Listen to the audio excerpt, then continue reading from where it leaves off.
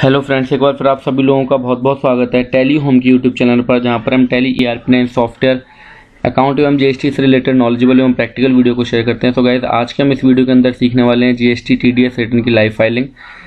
इसमें हम सबसे पहले सीखेंगे what is GST TDS return and how to add GST TDS return amount to cash ledger. जब भी हम जीएसटी TCS की बात करें चाहे TDS की बात करें, ये हमारी टैक्सेबल सप्लाई के ऊपर डिडक्ट होता है और इसका जो भी TDS या TCS का जो रिटर्न का पैसा होता है जो डिडक्ट करता है डिडक्टर, वो पैसा हम सीधा अपने कैश लेजर में क्रेडिट करवा सकते हैं। जिसको हमने सप्लाई दी है वो TDS को डिडक्ट करेगा और वो TDS का पैसा हम अपने कैश लेजर में ले आ सकते हैं, जिससे कि हम अपनी लायबिलिटी को सेट ऑफ करने में इसका यूज़ कर सकते हैं। सो इससे पिछला वीडियो हमारा था TCS रिटर्न का। TCS रिटर्न में क्या होता है कि ऑनलाइन सप्लाई, जब भी हम ऑनलाइन प्लेटफॉर्म ई-कॉमर्स प्लेटफॉर्म पे जब भी हम गुड्स को सेल करते हैं तो वो वहाँ पर कटता है। उसकी रेट जो होती है 1% की होती है। और ये जो है ये GST TDS रिटर्न है।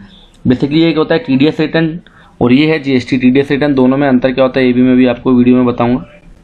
तो पहले समझ लेते हैं कि GST TDS रिटर्न है क्या। एज पर the GST law, certain categories of registered person will be required to deduct GST TDS while making payment to supplier and deposit it with the government। ठीक है, इस केस में क्या है कि कुछ कैटेगरीज गवर्नमेंट ने डिफाइन की हैं GST लॉ के अकॉर्डिंगली, जिनको TDS काटना मैंडेटरी है। कब काटना मैंडेटरी है? जब वो पेमेंट करेंगे किसको? सप्लायर को, जिन्होंने उसको सर्विस या गुड्स प्रोवाइड किया है, गुड्स या सर्विस दोनों प्रोवाइड किया। अब GST TDS और TDS में क्या अंतर होता है? TDS में क्या होता है कि कुछ कैटेगरीज डिफाइन की गई हैं, किसकी? सर्विसेज की कुछ कैटेगरीज डिफाइन की गई हैं, जैसे कि rent, commission, contract base, salaries, ये सब सर्विसेज होती हैं। इसमें गुड्स नहीं है कुछ भी। TDS कभी भी गुड्स की सप्लाई के ऊपर डिडक्ट नहीं होता, ये हमेशा याद रखना। पर GST TDS क्या है? ये गुड्स और सर्विस दोनों की सप्लाई के ऊपर डिडक्ट होगा। दोबारा बता दूं, TDS जो है वो खाली, जो इनकम टैक्स वाला TDS है वो डायरेक्ट होता है, डायरेक्ट टैक्स। वो TDS खाली गुड्स की सप्लाई, सर्विस की सप्लाई के ऊपर डिडक्ट होता है। जबकि GST TDS जो है वो आपका गुड्स एंड सर्विस दोनों की सप्लाई पे होगा। TDS के अंदर कुछ कैटेगरीज डिफाइन की गई हैं सर्विसेज की। GST TDS के अंदर कुछ पर्सन्स की कैटेगरी डिफाइन की गई है। इसमें सर्विस की कैटेगरी डिफाइन नहीं की गई है। इसमें हर सर्विस पे कटेगा अगर वो उस कैटेगरी के पर्सन को सप्लाई की गई होगी। तो वो कैटेगरीज कौन सी हैं? अ डिपार्टमेंट और an establishment of central government और state government, local authority, governmental agencies और सच पर्सन और category of person as may be notified by the government. Overall government को सप्लाई जब भी आप करोगे गुड्स या सर्विस की, तो आपको GST TDS कटेगा। इसकी रेट क्या होगी? 2% के हिसाब से कटेगा। TDS की रेट जो इनकम टैक्स वाला TDS होता है उसके स्लैब अलग अलग होते हैं एज पर सर्विस कैटेगरीज। सो यहाँ पर जो है ये TDS खाली गवर्नमेंट की सप्लाई के ऊपर आपको डिडक्ट करना होता है। तो चलिए अब इसकी हम लाइव रिटर्न फाइल करना सीखते हैं कि इसकी लाइव रिटर्न कैसे फाइल होती है। TDS का पैसा कहाँ आएगा? हमारे कैश के लेजर में आएगा। ठीक है, तो यहाँ पर सबसे पहले हम आते हैं डैशबोर्ड के अंदर। मैं ऑलरेडी लॉगिन कर चुका हूँ। लॉगिन करने के बाद देखिए मेरे कैश लेजर में भी 1831 और 1831 रुपये दोनों में पड़े हैं। अभी ये लेजर का बैलेंस बढ़ जाएगा। रिटर्न फाइल करने के लिए हमने कहाँ पे आना है? सर्विसेज, देन रिटर्न और TDS TCS क्रेडिट, इसके ऊपर हम क्लिक कर देंगे। देन हम कभी भी, इसमें कोई मैंडेटरी नहीं है कि आप इतने दिन बाद रिटर्न फाइल करो, आप कभी भी अपनी पुरानी रिटर्न को फाइल कर सकते हो। तो मैं 1920 की नवंबर की रिटर्न को फाइल कर रहा हूँ। 1920 की नवंबर की रिटर्न को फाइल कर रहा हूँ। मैंने सर्च करा,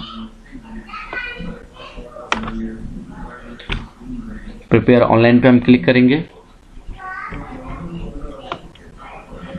देन हमने TCS पे नहीं जाना है, हमने कहाँ पे आना है? TDS पे आना है। TCS की रिटर्न मैं ऑलरेडी आपको दिखा चुका हूँ फाइल करके, वो आपको प्लेलिस्ट में मिल जाएगी।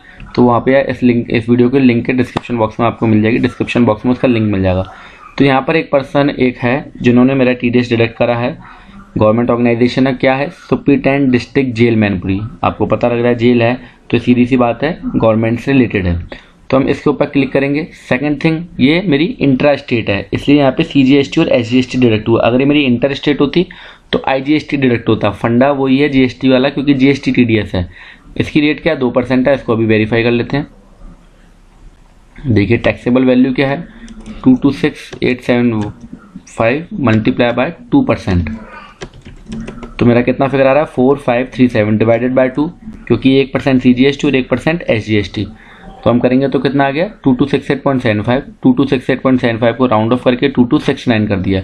तो 2% की रेट से कटेगा। इंटरेस्ट रेट होगी अगर सप्लाई, तो दोनों में जो है वो हाफ हाफ डिवाइड हो जाएगा। और अगर IGST होगी तो फ्लैट 2% के हिसाब से कट जाएगा। ये मैंने गवर्नमेंट ऑर्गेनाइजेशन के अंदर सप्लाई दी है, इसलिए मेरा GST TDS कब कटा? जब उन्होंने मेरे को पेमेंट करा। ठीक है, सामने वाला अपना GSTR 7 फाइल करेगा, वो GSTR 7 है, उन्होंने नवंबर का फाइल करा, तो मेरे ये TDS क्रेडिट के अंदर मेरे को मिल रहा है। अब मैं इसको एक्सेप्ट कर लूँगा, देन हम इसको बैक करेंगे,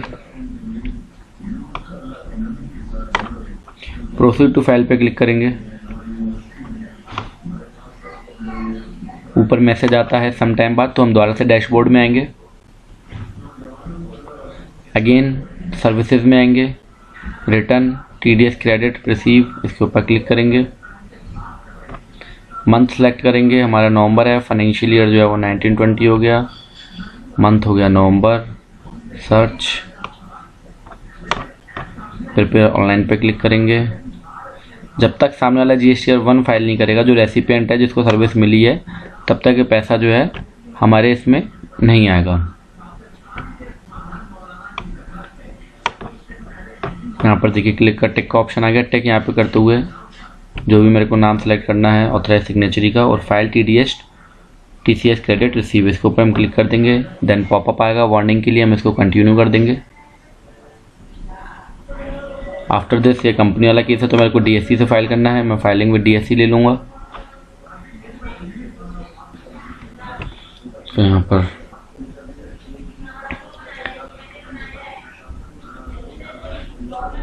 तो ये गाइस रिटर्न फाइल हो गई है, सक्सेसफुली का मैसेज आ गया है। यहाँ पर बैक करेंगे हम,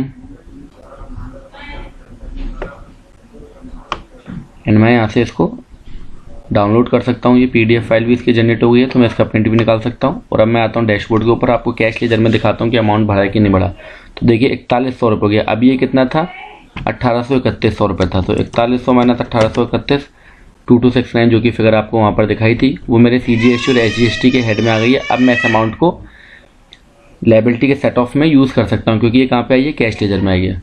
सो गाइस, इस तरीके से हम GST TDS की रिटर्न को फाइल कर सकते हैं। TDS की रिटर्न ऑलरेडी मैं फाइल करना आपको सिखा चुका हूँ, TCS की रिटर्न भी मैं आपको फाइल करना सिखा चुका हूँ। तो ये वीडियो देखने के लिए आप सभी लोगों का बहुत बहुत धन्यवाद। Thank you very much.